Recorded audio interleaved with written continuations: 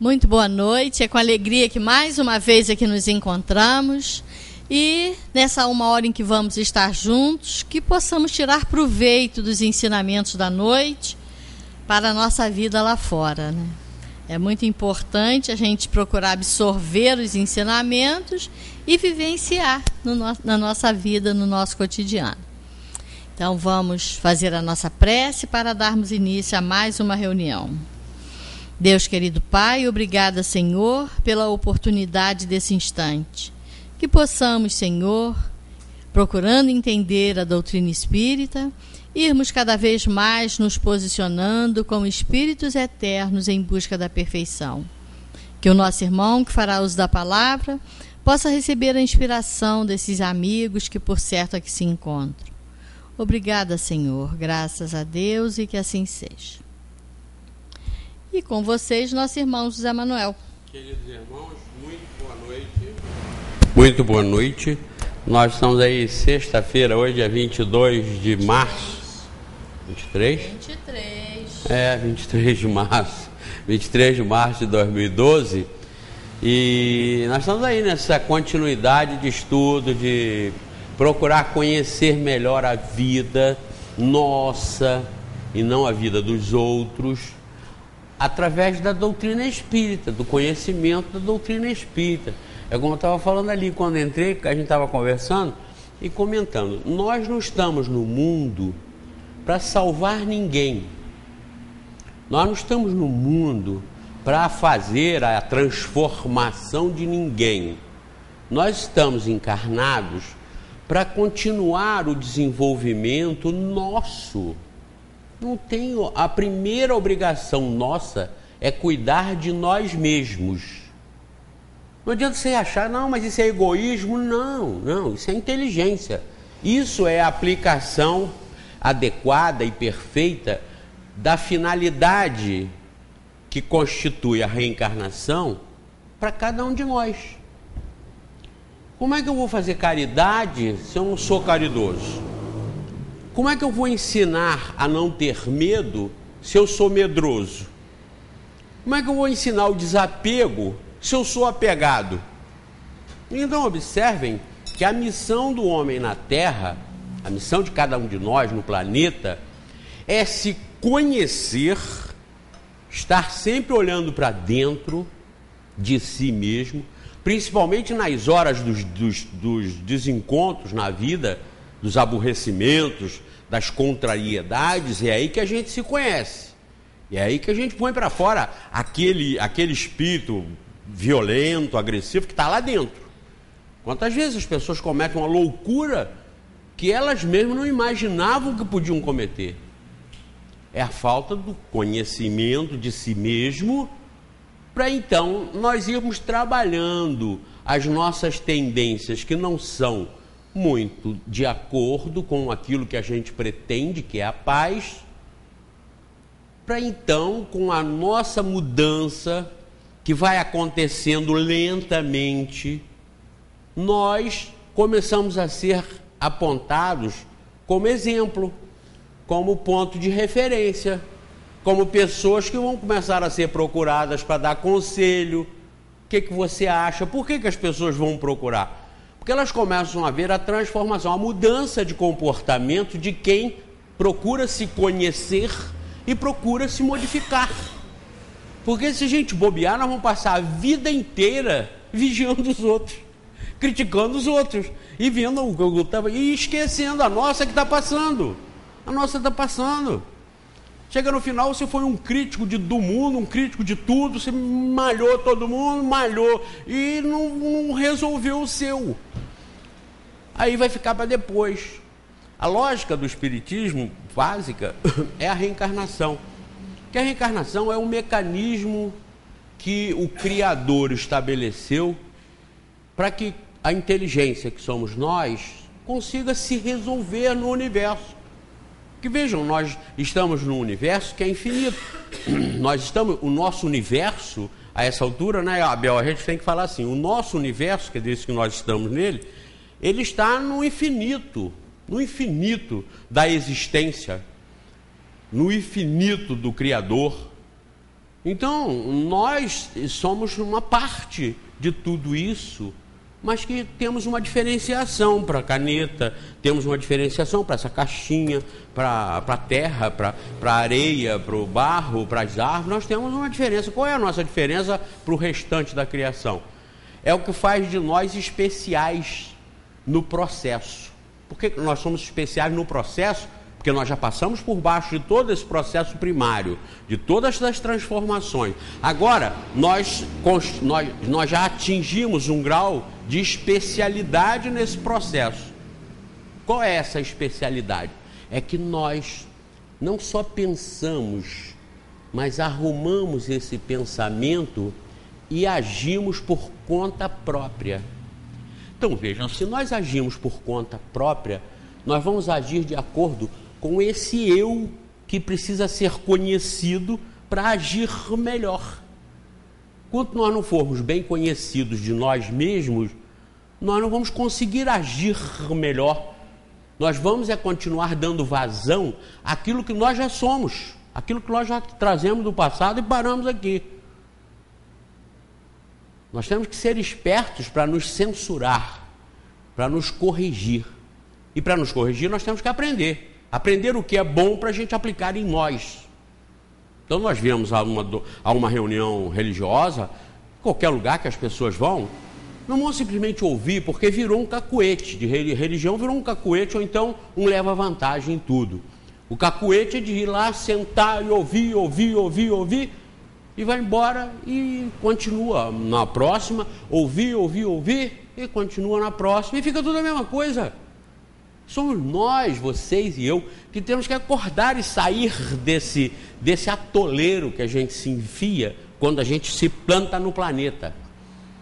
Porque, como eu disse para vocês, reencarnar, nascer na Terra, é tão bom para o espírito como gordo e trabalhar em pizzaria, Toninho. Ou então em fábrica de doce, confeitaria. Gordo vai para o paraíso. Quando a gente vem para a Terra, a gente vem também para o paraíso terrestre. Porque nós somos ligados à terra, nós somos ligados à matéria, nós somos ligados às sensações materiais. Então isso pra gente é uma maravilha. Você bateu aqui, você quer carrões, quer aviões, quer mansões, quer ter domínio sobre as pessoas. Você quer, é do espírito inferior. Isso é característica de espírito inferior. Se você for estudar os grandes vultos que a humanidade já teve, eles não queriam ser superior a ninguém. Eles não queriam, a finalidade deles nunca foi ser superior a ninguém. Um dos grandes sábios que nós tivemos, que foi o Sócrates, aquele que morreu condenado a beber cicuta, dizem até que foi cicuta porque na época não tinha suquita, que é um veneno também que tem hoje aí nas garrafas que vem de refrigerante, né? Bebeu cicuta, que se na época tivesse suquita, era a suquita que ele ia ter bebido. Mas mataram o cara porque disseram que ele perturbava, ele deturpava o ensinamento, a cabeça da juventude, dos jovens. E um grande sábio, reconhecidamente, um dos maiores que a humanidade já teve, e perguntaram para ele, quando disseram que ele era um sábio, que ele era um conhecedor de tudo, ele falou, não, a única coisa que eu sei é que eu não sei nada. Porque quanto mais o sábio vai aprendendo, mais no infinito do que ele tem para aprender, ele vai vendo. Aí o verdadeiro sábio, cada vez mais ele vai entendendo que ele não sabe nada, que cada vez que ele se torna mais sábio, ele se diminui. Ele se diminui diante da sabedoria universal. Então os grandes sábios nunca quiseram mandar em ninguém, nem se julgavam superiores a nada. A mulher do Mahatma Gandhi disse para ele, mas eu não vou lavar as latrinas, as privadas, porque ele estabeleceu a ordem para que as pessoas que eram seguidores dele, os seus discípulos, né, que eles ajudassem a combater a falta de higiene, a sujeira, a imundície. Então eles pegavam e limpavam tudo nos hospitais, e a mulher dele falou, mas eu não vou lavar essas privadas, essas latrinas, eu sou sua mulher. Ele falou, por isso mesmo, a primeira que tem que ir é você, por você ser a minha mulher. E ela achava aquilo uma humilhação, não entendia o nível do sábio. Mas o sábio, o que ele tinha? Vejam, além daquela túnica branca, o que Gandhi tinha? Nada. Não queria mandar em ninguém, não queria ser superior a ninguém, não queria ter nada, queria ajudar, queria fazer justiça, fazer paz, queria ensinar as pessoas, levantar a estima das pessoas como espíritos imortais e não como reis, rainhas, imperadores. Nenhum dos grandes sábios teve nenhuma intenção em mandar em nada e em ninguém. Vaidade zero, orgulho zero. Imagine a irmã Dulce querendo tomar o lugar do presidente da República ou do ministro do Supremo Tribunal Federal. Imaginem, querendo ser Miss Brasil, Miss Mundo. Madre Teresa de Calcutá querendo ser a presidente da Índia, por onde já tinham passado várias mulheres muito importantes, não é? Como Indira Gandhi e uma série de outras. Nunca nada. Mas vejo, essas pessoas que não queriam nada, Toninho, são os grandes exemplos da humanidade. Mas por que a humanidade que elege essas pessoas como os grandes exemplos não seguem? É porque nós somos gordos em pizzaria. A gente sabe que vai engordar e vai fazer mal, mas isso depois a gente vai resolver. Um dia a gente resolve, mas sobrou no fechamento da casa, 2 horas da manhã, sobraram aquelas coisas, bota no forno aí para aproveitar a lenha, e depois, vamos comer tudo. Sabe que vai mal, sabe, né? Mas depois a gente resolve isso. Então vejam, entendam, observem isso. Nós sabemos o que temos que fazer, mas nós não fazemos. Por quê? Nós somos muito agarrados a esse planetinha. É bom, é bonito, é encantador, mas satisfaz aos nossos desejos egoísticos, os nossos desejos brutos, materiais. Vejam, não é crime, não é pecado comer pizza, comer doce, não é crime, isso não é. Mas é uma tendência que às vezes nos prejudica e que nós temos que vencer isso. Nós temos que fazer força. Cada um sabe aquilo que tem que atacar mais, porque é aquilo que lhe prejudica mais. Tem pessoas que já não têm a vontade de trabalhar numa pizzaria, mas gostaria muito de ser dono de uma loja de coisas luxuosas, porque ele adora um luxo, adora uma vaidade, adora. Às vezes o cara é fininho, magrinho, igual um coleiro, viu, Toninho? Mas, no entanto, o camarada é pura vaidade, pura vaidade. Ele não tem o problema que eu tenho, de gostar de comer pizza. Eu falo pizza, mas outras coisas também, qualquer coisa. A gente come qualquer coisa. Então, tem pessoas que não têm isso. Pelo contrário, são às vezes até vegetarianos. Não ligam para isso. Vai numa festa, come uma azeitona, estão satisfeitos. Não é? Já estão satisfeitos. Um biriba daquele, estão satisfeitos. Mas, em compensação, em matéria de orgulho, vaidade, inveja, vigiar os outros, são outros defeitos. Isso vai destruir o indivíduo, o espírito? Não vai não. Mas vejam bem, enquanto uns têm que cuidar de umas determinadas tendências que não são positivas, são negativas, outros têm que cuidar de outras tendências que também não são positivas, são negativas.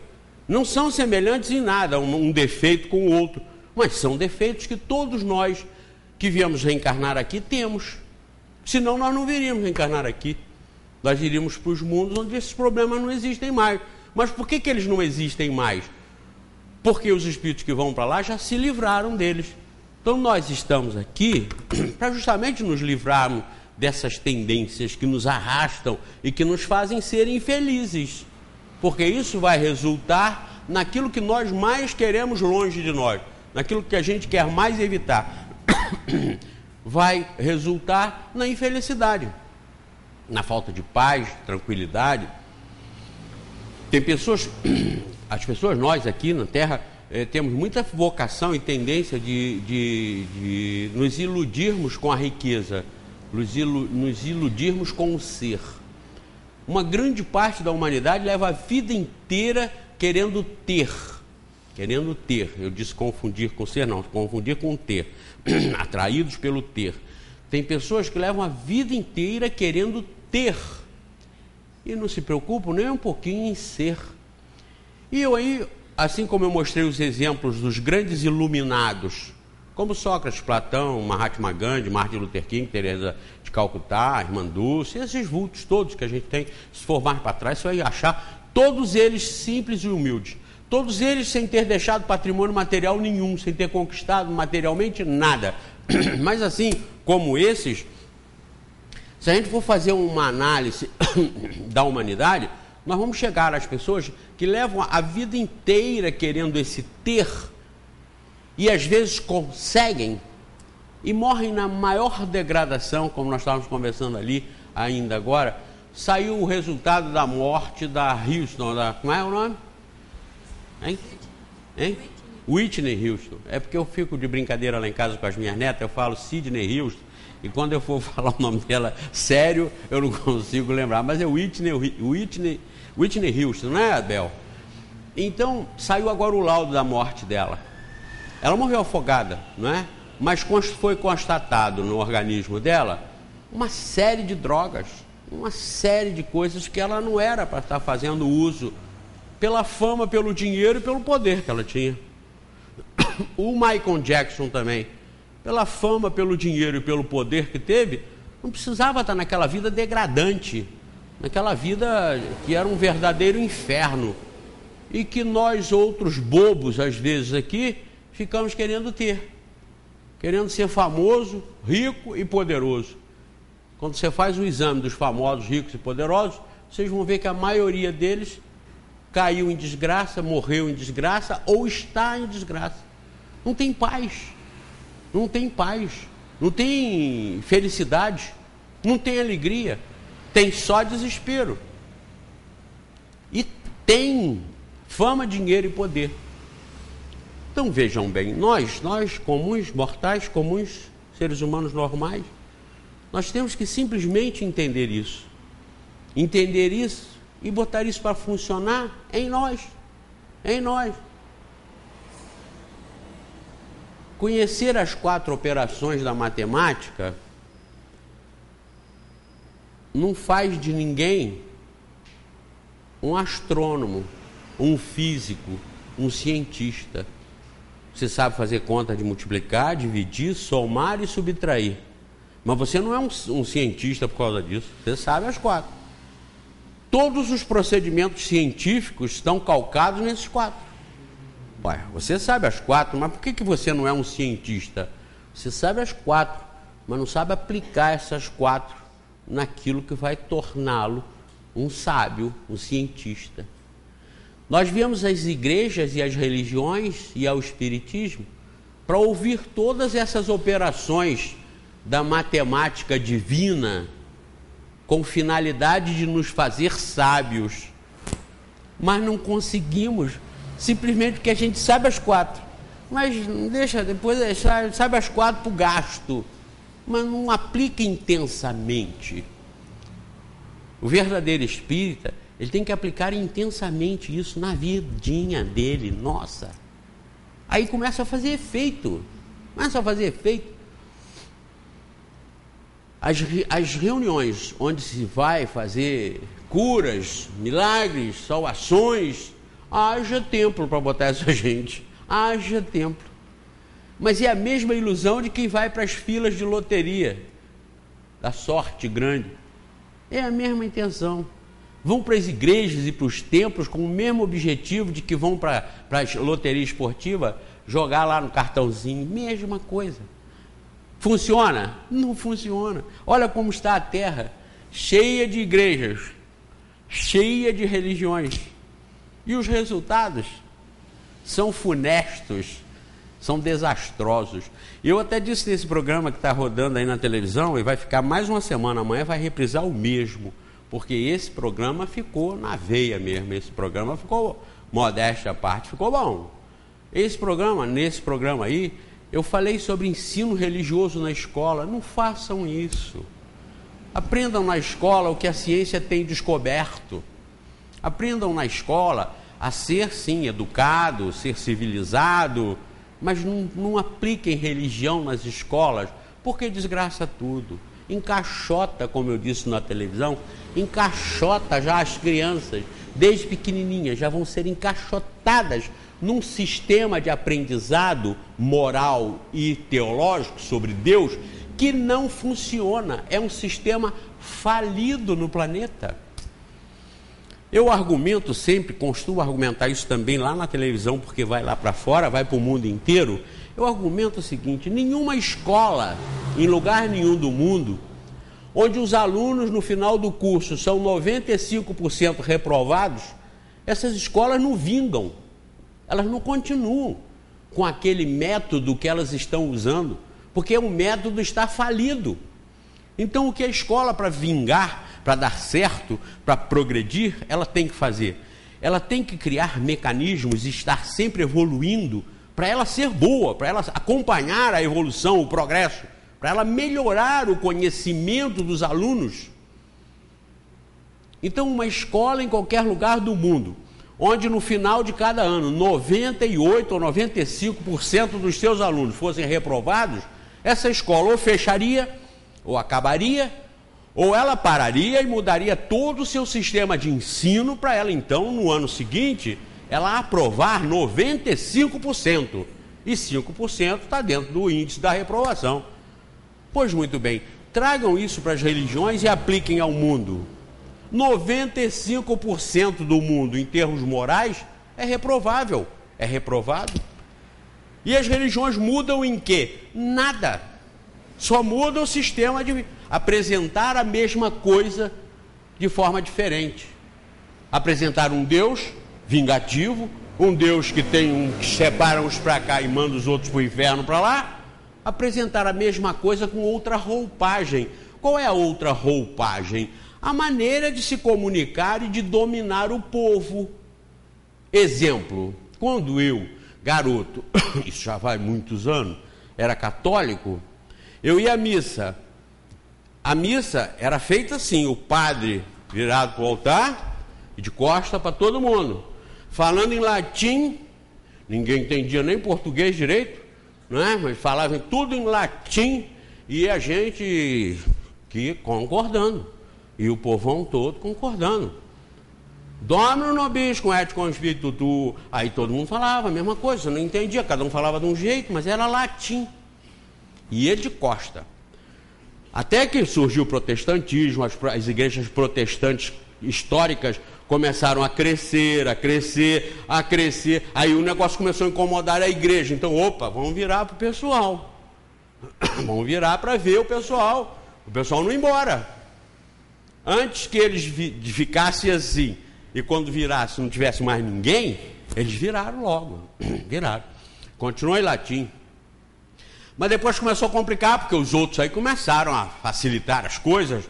Aí a igreja católica, que mandava sozinha, teve que arriar a sacola e vamos fazer também um sistema um pouco diferenciado, não é?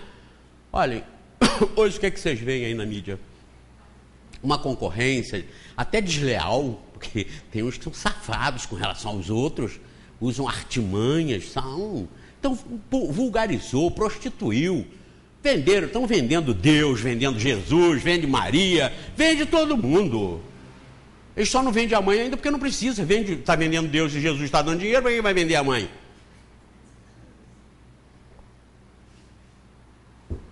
Uma prostituição. Então hoje, para se falar as mesmas coisas, se explorar as mesmas coisas, aí usa violão, violino, trombeta, corneta, danças folclóricas, danças, coreografias. Pô, é isso aí, mas para ensinar o quê? O quê? Não mudou nada. É a mesma inutilidade. É o mesmo mal para a humanidade que continuam fazendo. Vejam, se nós não temos que pensar nisso. Claro que temos, nós não podemos ser neutros nisso, não. Nós todos temos que ter a nossa opinião a respeito.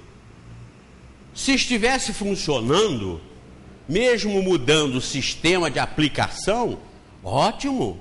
Estão evoluindo na interação, estão interagindo mais intensamente, mas os resultados estão positivos. Então por que nós iríamos querer estar na frente deles? Ao contrário, quando tudo está dando certo, você não precisa mexer. Se o seu ideal é que dê certo, e se está dando certo, você não precisa chegar lá para mexer em nada. Mas não funciona, não dá certo. Vocês estão vendo que não dá certo. Vocês estão vendo que não dá certo. Nós estamos vendo que não dá certo. Mas só que não dá certo por nossa causa também. A gente tem que abrir o olho e ver que nós estamos metidos nisso. Nós somos parte disso. Eu não lembro sempre que as árvores são verdes, as folhas são verdes. As folhas fazem as árvores verdes e as árvores fazem a floresta verde. Uma floresta toda verde é porque as árvores são verdes e as árvores são verdes porque as folhas são verdes. Traz isso para nós, para a humanidade. Se a humanidade é egoísta, porque nós somos egoístas. Se a humanidade é violenta, porque nós somos violentos. Tá bem que não somos nós 100%. Mas aí cada um de vocês e eu temos que nos livrar disso. Sabem por quê? Porque ao final da nossa vida terrena, ao final dessa vida corpórea que vocês estão tendo aí e eu também, nós não vamos ser cobrados pelo que nós mudamos o mundo. Não. Como eu disse no início da palestra, nós vamos ser cobrados pelo que nós mudamos a nós mesmos. Então, se você passou, e se aqui não tem mais lugar para você, onde você possa ser feliz e desenvolver mais ainda, o que vai acontecer? Automaticamente você já vai ser atraído para um mundo melhor, onde lá nós vamos ter tudo aquilo que nós fizemos jus por merecer. Nós não podemos ser transferidos para mundos melhores se nós não estivermos melhores. Então olha a esperteza nossa, minha e sua. A esperteza é nós percebermos isso e começarmos a fazer da vida não simplesmente um meio de ganhar dinheiro. Não é crime, não é pecado ganhar dinheiro, não é crime, mas não viver para ter, mas ter o necessário para nós exercermos a nossa inteligência, o nosso sentimento, melhorando isso, não querendo as coisas mais dos outros, não invejando ninguém, não prejudicando ninguém. Aí nós vamos acumulando condições de termos lugares melhores. As leis de Deus não falham, as leis de Deus são sábias e perfeitas. Quando é que nós seríamos confiáveis para viver num mundo melhor? Quando nós realmente dermos o atestado, o certificado, sem dúvida, de que nós melhoramos. Como é que nós vamos para um mundo onde não tenha inveja, orgulho e vaidade, se nós ainda não nos eliminamos isso na vida? Não eliminamos isso das nossas vidas. Orgulho, inveja, vaidade. Nós não podemos ir. Somos nós quem vamos ditar para onde nós vamos. Nós, sempre.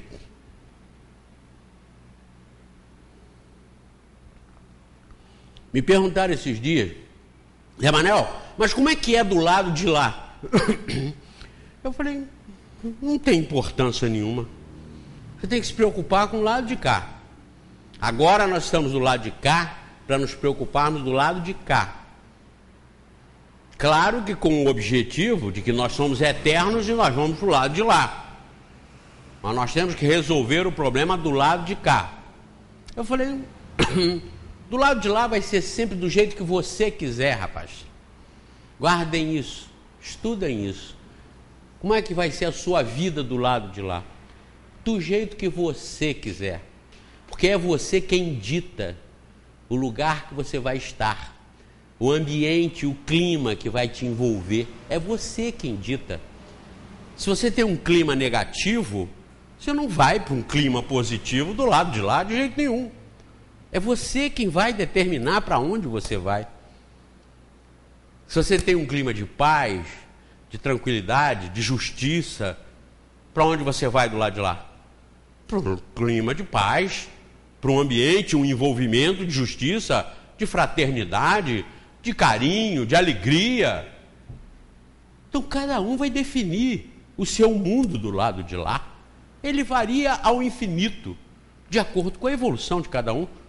Porque você vai plasmar com a sua inteligência, o seu sentimento e o dos que são afins a você, dos que pensam do mesmo jeito e sentem do mesmo jeito, vocês vão modular o mundo que vocês vão viver do lado de lá. Eu vou modular o meu. Nós, claro, vamos nos juntar do lado de lá com as pessoas que sentem e pensam como nós. E o mais, não se preocupem, não se preocupem, porque do lado de lá, o que não depender do nosso pensamento, vai depender do pensamento do Criador. E nunca o pensamento do Criador vai ser um mau negócio para nós, nunca. Eu faço um curso de doutorado em teologia, todo dia eu tenho aula. Aí alguém me perguntou assim, mas aonde você faz? Com quem? Falei, comigo mesmo, e com a natureza, porque eu vou estudar teologia com quem? Cada teólogo tem uma ideia pior do que o outro. Vou dar o exemplo do maior teólogo do planeta em termos de religião, o Papa Bento XVI. Ele não disse, eu já não mostrei isso várias vezes na televisão e ninguém contesta porque eu mostro o documento. Eu leio o que está escrito, que ele falou, entre aspas, onde estava Deus. Então, se o maior teólogo da igreja, da maior religião do mundo, não sabe onde estava Deus, e eu tenho documento disso, e ninguém contesta porque todo mundo tem, todo mundo sabe, todo mundo leu, todo mundo ouviu. Se o maior teólogo não sabe, o príncipe dos teólogos, faltou estudo para ele de teologia? Faltou? Oh, claro que não. Eu vou estudar teologia com quem? Com ele? Com um luterano? Com quem? Com um evangélico pentecostal? Eu saí de casa hoje, eu fui pegar um livro, o livro dos Espíritos, estava na estante assim. Aí quando eu fui pegar, que eu tinha posto uns livros em cima para apertar umas folhas que eu tinha colocado dentro, folha de árvore, para ela ficar chatinha. Era folha de carvalho e folha de plátanos, que é aquela árvore da bandeira do Canadá. E o carvalho, que é uma árvore nobre, não é? Uma árvore europeia famosa, não é? Então, eu fui pegar o livro, aí eu olhei na nossa estante assim, tinha um livrinho lá, que nem sei como é que aquele livro apareceu lá, mas a gente suspeita que foi uma pessoa que nos doou alguns livros aí, estava lá, o grande conflito e tal. Eu fui lá, peguei o livro, é engraçado, uma capa com um globo e tal. Aí eu peguei o outro também, aí sentei lá na minha cadeirinha de balanço, onde eu acabo dormindo, eu sentei naquela minha cadeirinha de balanço, aí peguei o tal livro que eu não sabia que tinha lá o novo, aí abri assim, li, aí fui ler as primeiras duas linhas. As primeiras duas linhas eliminaram o livro para mim. Eu não vou ler aquilo nunca, porque uma premissa falsa nunca pode resultar numa conclusão verdadeira.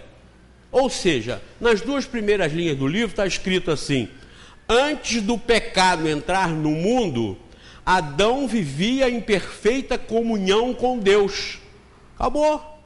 Eu não preciso ler aquele livro dessa grossura para chegar à conclusão que, para mim, não está errado, não satisfaz. Antes do pecado entrar no mundo, Adão vivia em perfeita comunhão com Deus. Isso é para o pessoal que botou a caixa na cabeça, encaixotou, acreditar e aceitar, sem discutir, sem raciocinar. Então, eu vou ler aquele livro, eu escrevi assim, eu escrevi lá no livro, no próprio livro, eu botei lá que quando as premissas são falsas, a conclusão nunca vai ser verdadeira, é óbvio. Uma mentira nunca pode gerar uma verdade.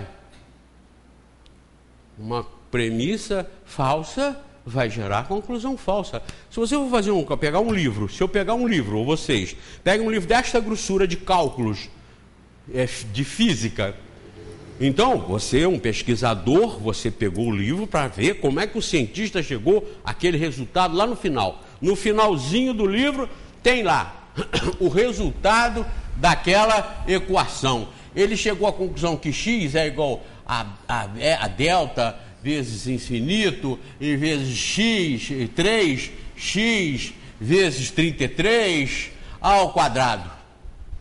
Esse é o resultado. Coisa terrível, né? Um livro dessa grossura. Tá lá. Esse é o resultado do livrão. Então, você vai pesquisar esse resultado matemático. Matemática. É um livro sobre matemática. Logo nas primeiras folhas, você pega lá os cálculos, o camarada fez lá 24, 3, 2, 1, vezes 5. Aí entra 5 vezes 1, 5, 5 vezes 2, 10, 5 vezes 3, 15, 5 vezes 4, 21, 5 vezes 4, 20, com 21, 5 vezes 2, 10. Tá certo? Pronto, então você não precisa continuar pesquisando esse livro todo para chegar à conclusão que essa bobagem aqui está errada. Pronto. Eu sou mestre nisso, em ser perguntado. Você já leu o livro tal? Eu falo, não. Você leu o livro tal, assim, fulano tal? Eu falo, não. No final eu fico com vontade de mentir, porque ele vai perguntar, mas e o outro livro tal? Eu quase que eu falo assim, esse eu já li, mas eu não li nada. Por que? Não precisa. É o exemplo aqui que eu estou dando para vocês. E quando não dá mais para sair fora, eu falo, mas o que diz o livro? Aí o cara fala o que diz o livro. Certo. Qual é a sua dúvida? Se ele tem dúvida, teologicamente eu tenho uma explicação espírita para ele. Mas então você já leu todos os livros de Chico Xavier, todos os livros de Valdo Franco? Nenhum. Agora leio todo dia. É difícil o dia que eu não abra o livro dos Espíritos. Fanático? Não. Pensador. Aí é o doutorado em teologia, que você faz com você mesmo, com a sua observação, com o seu pensamento. Você não pode deixar que os outros pensem para você. Os outros digam o que você vai aceitar. E todo livro que você lê foi de que alguém pensou. E por que você não pode também pensar? Deve pensar. Primeiramente você pensa. Depois pode ser até que você concorde com o pensamento do cara, mas você tem que pensar. Então esse doutorado que eu faço todo dia em teologia é andando, caminhando, vendo as coisas da natureza, a água, as árvores, o céu, o vento, o cheiro. Hoje mesmo eu estou andando, aí estralou, pisei em alguma coisa que eu, sem olhar, sabia que era uma folha seca. Por quê? Qual foi a universidade que eu cursei para saber que eu pisei, Toninho, numa folha seca? Eu não aprendi isso em faculdade nenhuma. Eu aprendi pisando numa folha seca. Lembra que eu falei numa das palestras aqui? Vocês são capazes de, no escuro, aqui 1 litro, eu mostro primeiro 1 litro para vocês. Apaga a luz. Nós vamos botar água nesse litro. Apaga a luz. Apagou a luz. Vocês vão me dizer quando o litro está enchendo. Vai tornar, para. Mas a luz está apagada, como é que você sabe? Pelo barulho. Para que ele vai entornar. Está escuro, mas você sabe. Você aprendeu isso em qual faculdade? Quem te ensinou isso? Ninguém. Você aprendeu com o som, com a visão. Por isso nós espíritos encarnados aqui temos 5 sentidos. Visão, audição, paladar, tato e olfato. Esses 5 são os suficientes e os adequados para, num planeta como esse, o espírito aprender com tudo que está ao seu redor. Com tudo. Se abrir ali atrás, ou aqui, escondido de vocês, uma garrafa, um frasco com gasolina, daqui a 1 minuto todo mundo sabe que abriram alguma coisa com gasolina. Em que faculdade vocês aprenderam isso? Todos vão saber distinguir o cheiro da gasolina, o cheiro da querosene. Eu, quando estou nesse curso meu de teologia, doutorado em teologia, eu capto os sons. Eu sei que são de pássaros, ou de uma moto passando, ou de um caminhão. Como é que eu sei que é uma moto ou um caminhão? O som. Quem me ensinou isso? Ninguém. Eu aprendi vivendo. Eu ouço um pássaro que piou. Sim, eu sei que é um pássaro. Muita gente pode saber que é um pássaro. Mas qual pássaro? Aí alguns já sabem qual é o pássaro. Outros não sabem, porque ainda não atinaram com isso. Quem ensinou? O mundo, a vida, o senso, o sensor. O cheiro da gasolina é o olfato, que ensinou o espírito a distinguir pelo odor, pelo cheiro.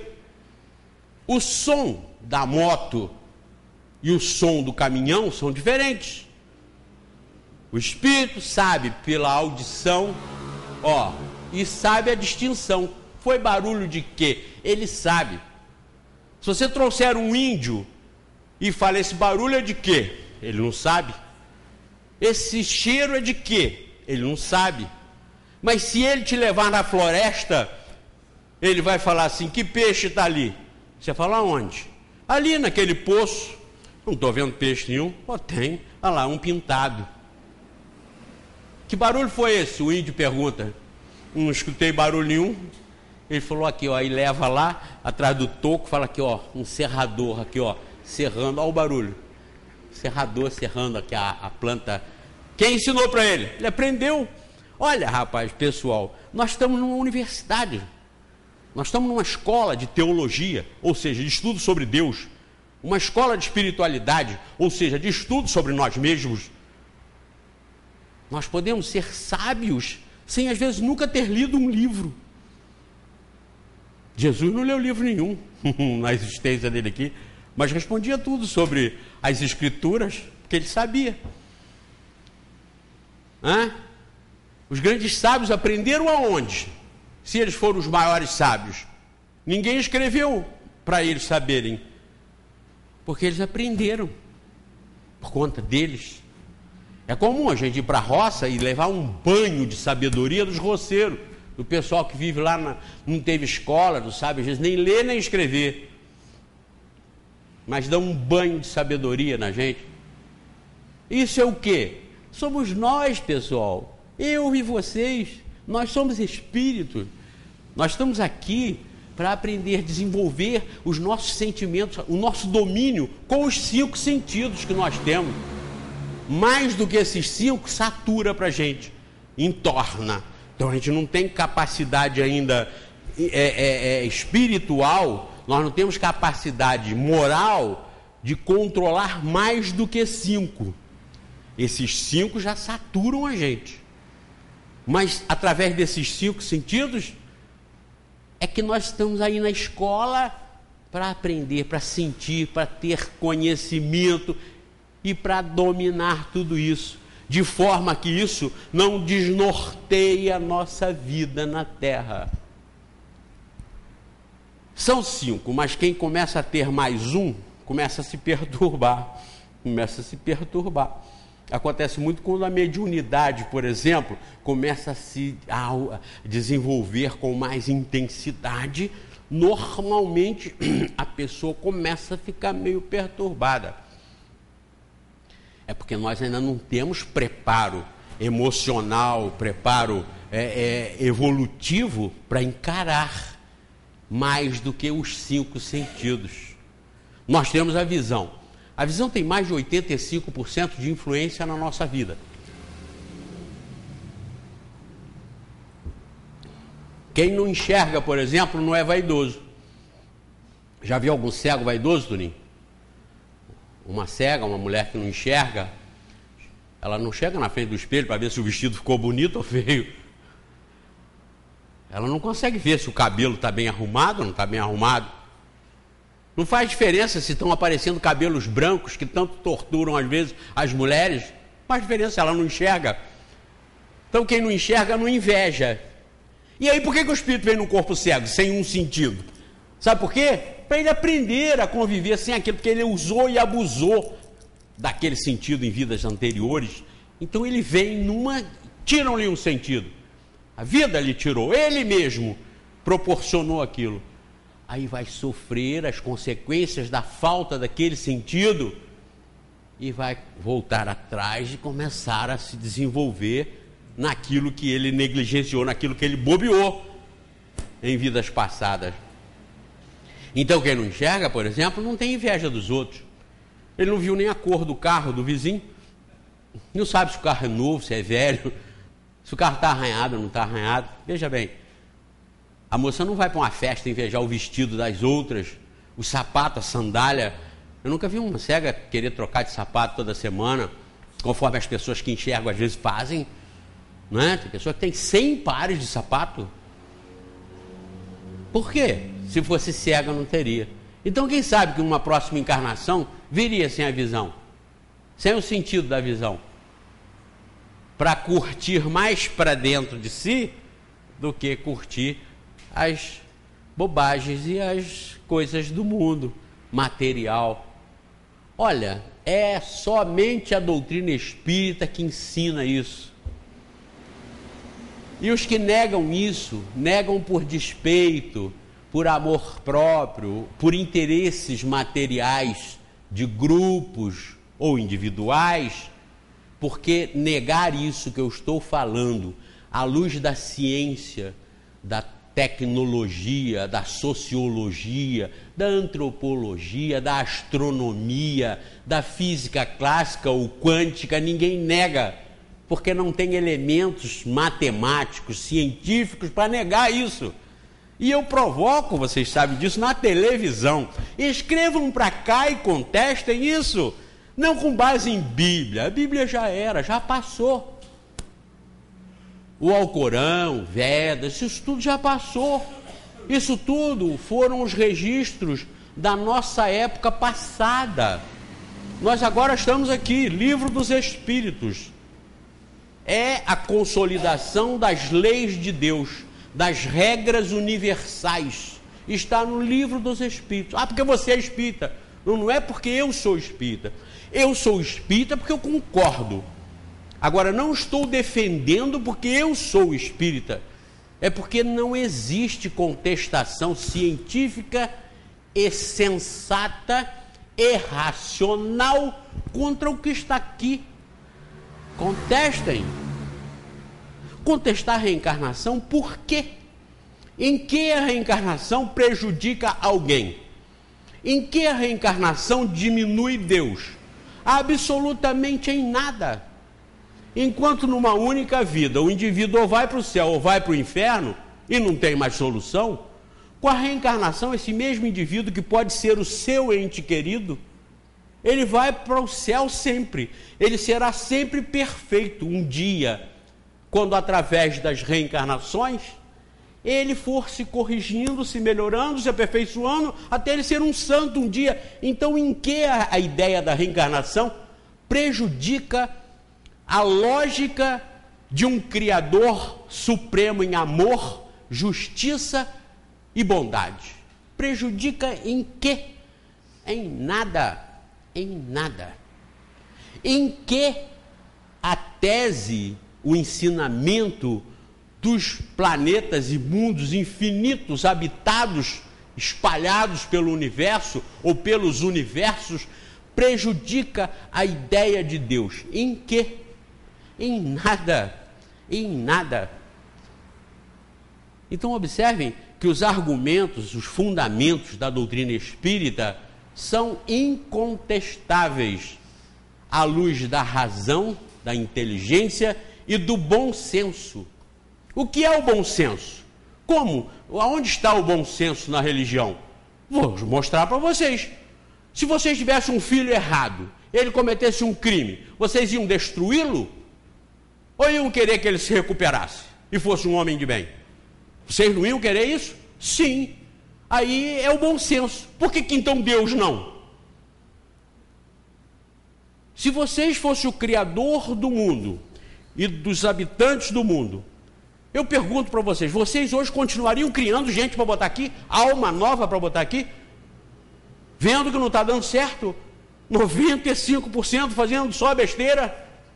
Vocês continuariam criando e jogando aqui? Claro que não. Há o bom senso aí. Há o bom senso. Então você tem que entender que Deus não está maluco. Que Deus não é um inconsequente, não está de má fé com a gente.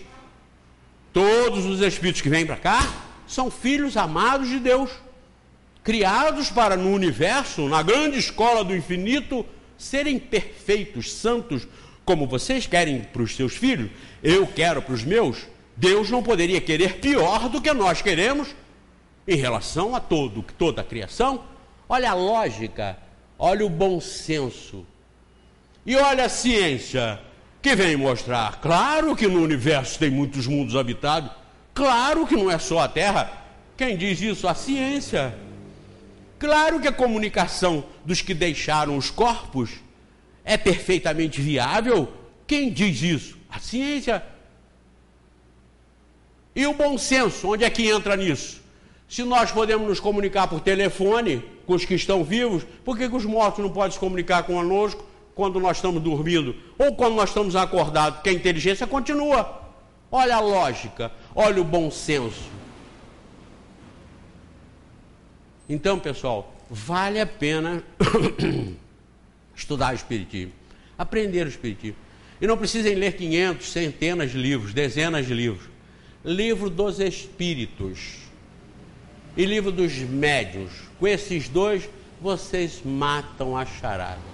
Lamentavelmente, a gente vê muito charlatão irresponsável por aí, usando o nome do Espiritismo, ou se apresentando como espírita, para falar uma série de bobagens, para se autopromover, para arranjar freguês ou cliente. Lamentavelmente, é muito lamentável.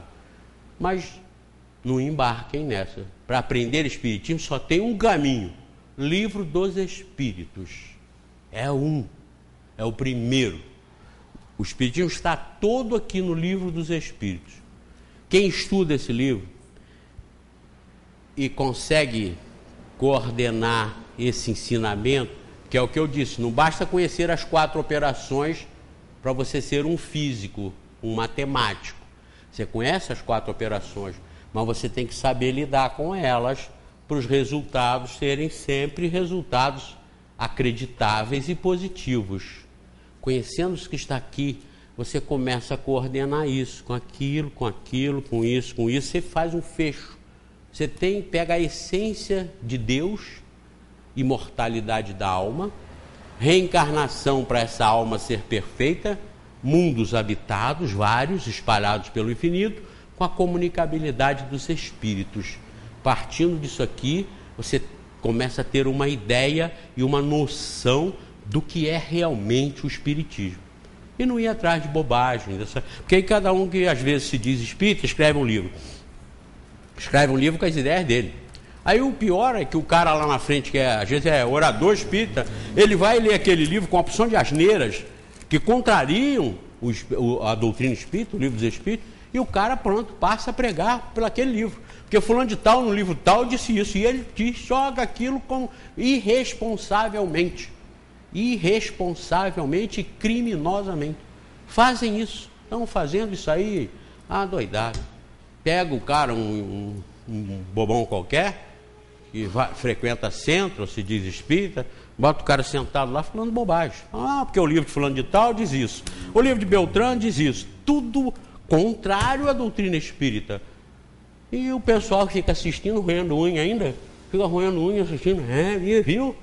O pessoal morreu todo dando glória ao Senhor, viu, que coisa, irresponsáveis. E aí nós temos que ter cuidado. Por isso eu digo para vocês, Espiritismo não é do Centro Espírita Friburguense, Espiritismo não é do Zé Mané, Espiritismo é da doutrina espírita, está no Livro dos Espíritos.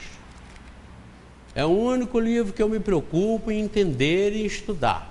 Livro dos Espíritos e Livro dos Médiuns. O resto você mata nos peitos e resolve o problema. Você leu o livro tal, vou encerrar como eu já falei. Não. Leu o livro tal? Não. Mas você leu o livro tal? Não. Mas qual é o problema? O que diz no livro? Diz que veio do mundo de lá e caiu no mundo de cá e que aí destruiu todo mundo. Eu falei, Aí eu explico para ele, segundo a doutrina espírita. É assim? Segundo o espiritismo é assim. É simples. Não se percam. Estudem o espiritismo, conheçam o espiritismo no lugar certo. Quem não conhece o verdadeiro não sabe distinguir o falso. Concorda? Se você não conhece uma nota de 100 dessas que vocês têm no bolso aí, pegue uma nota dessas de 100 no bolso e observem essa nota. Se vocês não conhecerem a verdadeira, se ela for falsa, vocês não sabem que ela é falsa. Vocês não conhecem a verdadeira? Vocês podem aí estar cheio de nota de 100 no bolso falsa. Viu, Luiz? Vocês podem estar cheio de nota de 100 no bolso aí falsa. E não sabem. Vocês não conhecem a verdadeira. Agora, conhecendo o verdadeiro, você não passa o falso de jeito nenhum. Lembra que eu contei para vocês? Veio um especialista americano para cá, para um derrame de notas de dólares falsos que estava acontecendo aqui para o sul do país. E o cara foi entrevistado pela Miriam Leitão. E ela falou assim: mas nos Estados Unidos vocês não têm dólar falso, como é que você conhece o falso? Ele falou: não, eu não conheço o falso. Eu sou especialista em dólar verdadeiro. O que sair do verdadeiro é o falso. Claro, você não precisa estudar o errado. Se você estudar o Espiritismo pelo Livro dos Espíritos, você conhece o Espiritismo certo.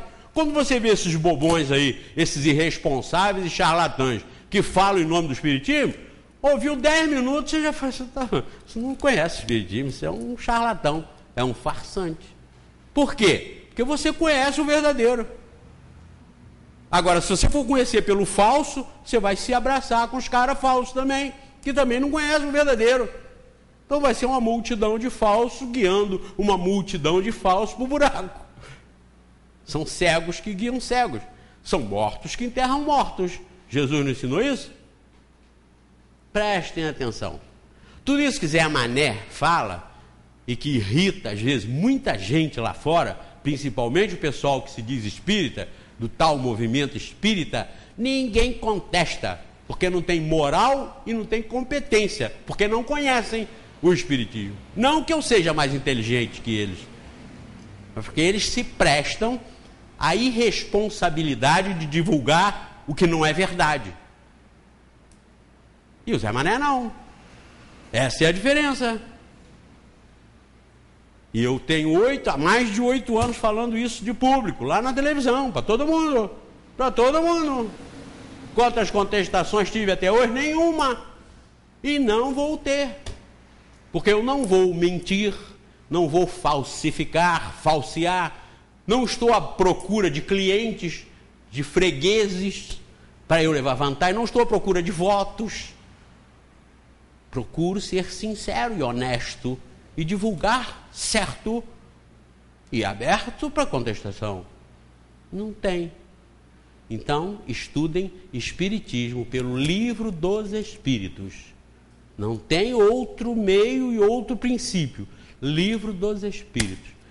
Estudando isso, conhecendo isso aqui, e Livro dos Médiuns, vocês passam a régua nisso tudo falso que está aí, com o nome de Espiritismo.